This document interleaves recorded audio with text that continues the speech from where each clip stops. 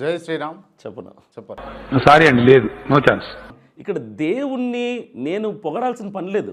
మీరు చేసే ఏదో పనులకి ఒక రీజన్ కూడా. మతాన్ని గౌరవించడం, మీ కులాన్ని గౌరవించడం అంటే ఎంతవరకు అంటే మనుషుల్ని గౌరవించడం వరకే. సంగతి మీకు తెలవదు. ఆయన అట్లా నటిస్తాడు, మహా నటుడు అతను.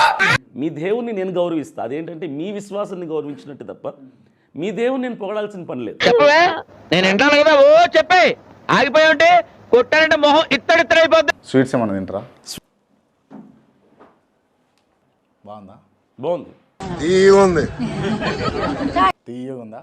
ఎక్కడి నుంచి తెచ్చిరు? ఏం అడగారా మీరు? ఫ్రీ లోడర్స్ పుణ్యానికి తినేటోళ్ళు ఎక్కువైపోయారు. ఎక్కడి నుంచి తెచ్చిచ్చినా మీకు అని అంటే ప్రాబ్లం. ఇంకా తిన్ను, ఇప్పుడు తిన్ను.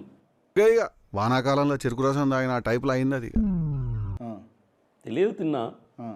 గుడి నుంచే తెచ్చారనుకోండి, అది నిజమైతే నేను తిన్ను. ఓడిపోయిన వాళ్ళందరూ ఇట్లాంటి సూత్రాలే చెప్తారా? చెప్తా ఉంటారు నా. ఎందుకు తిన్నారు మీరు? అంటే నా దేవుణ్ణి నేను గౌరవపరిచినట్లు. నాతో చెప్తే చెప్పావు కానీ ఎవరితో చెప్పకు, ఎవరు నమ్మరు. నా వాక్యం, నా దేవుడు నాకు చెప్పింది ఏంటి అది చేస్తాను. ఏం చెప్పాడు? విగ్రహారాధన చేసింది తినొద్దు అన్న. ఈ మాట ఎక్కడైనా చెప్పుకో, అలాగే నమ్మితే కర్మ.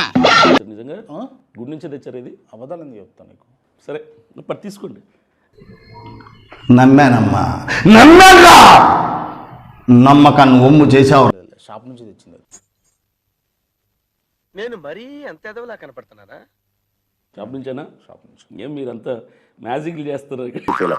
మోస్ట్ ఎంటర్టైన్మెంట్ ఫీల్ అవుతున్నాడు. మొత్తం నేను అయిపోతుంది మొహంలో అయిపోయింది సగం తర్వాత ఇంకెందుకు ఇంకా కొడుకు పంది తిన్నట్టు తిని నా కొడక నువ్వు రే చెమటలు పడుతున్నాయి నాకు టెన్షన్తో.